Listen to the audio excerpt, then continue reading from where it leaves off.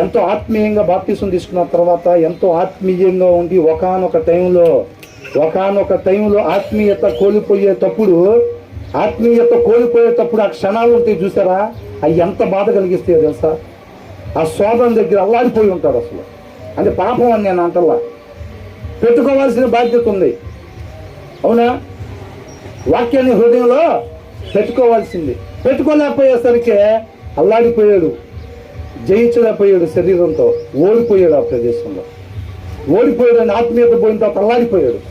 సమస్తం పోయినట్టుగా భావించుకున్నాడు. నా రాజ్యం నాకుంది, నా సైన్యం నాకున్నారు, నా రాజులకు నాకే ఉంది, అయినా సరే ఏమీ ఉన్నట్టుగానికి అనిపించా, సమస్తం పోయిందని అనుకున్నాడు. అవునా?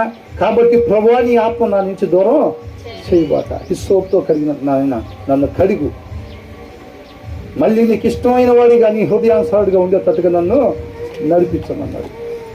ఇక ఎప్పుడు ఆ ప్రదేశంలోకి నేను పోకూడదు, ఆ పరిస్థితుల్లోకి నేను ఎప్పుడు కూడా పోకూడదు. నా హృదయంలో వాక్యం లేకపోవటం వల్లే నేను అప్పుడు ఓడిపోయా. నేను నా జీవితంలో ఎప్పుడు కూడా ఇక ఆ పరిస్థితుల్లోకి నేను వెళ్ళకూడదు అని అంటున్నాడు.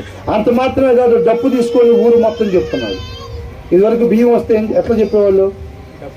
డప్పు తీసుకొని ఊరు మొత్తం అహో అని చెప్పి రేషన్ కార్డు బియ్యం ఇస్తున్నారని చెప్పేవాళ్ళేమో. అవునా? అట్లా చెప్తున్నాడు. ఎవరు పోబాకండి అట్లాగని అంటున్నాడు. నువ్వు నన్ను నిలబెడితే గనక అలాంటి పరిస్థితుల్లో ఉన్న వాళ్ళకి నేను వెళ్ళి నీ వాక్యాన్ని తెలియపరుస్తానని అంటున్నాడు. అన్నాడా లేదా? అవునా?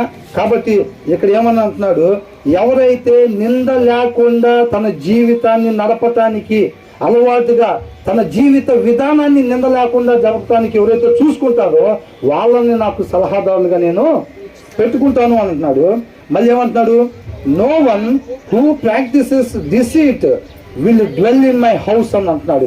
అంటే మోసపూరితమైనది, వంచన అయిన దాన్ని ఎవరైతే అలవాటుగా చేస్తున్నారో నా ఇంటిలో వాళ్ళు ఎక్కడ కూడా ఉండటానికి వీల్లేదు అని అంటున్నాడు. అర్థమవుతుందండి? వీల్లేదంటే ఏం చేస్తాడంట? చంపేసేస్తాడు వాళ్ళందరినీ.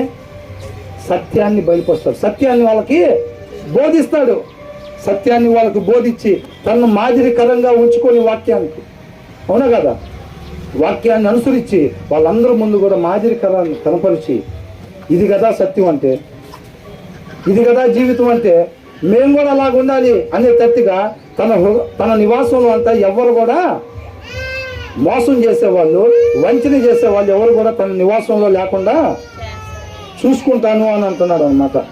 అంటే దావీదు ఇంట్లో ఎవరెవరు ఉండొచ్చు అంత? దావీదు వంశంలో అంటే ఆ కుటుంబంలో నో వన్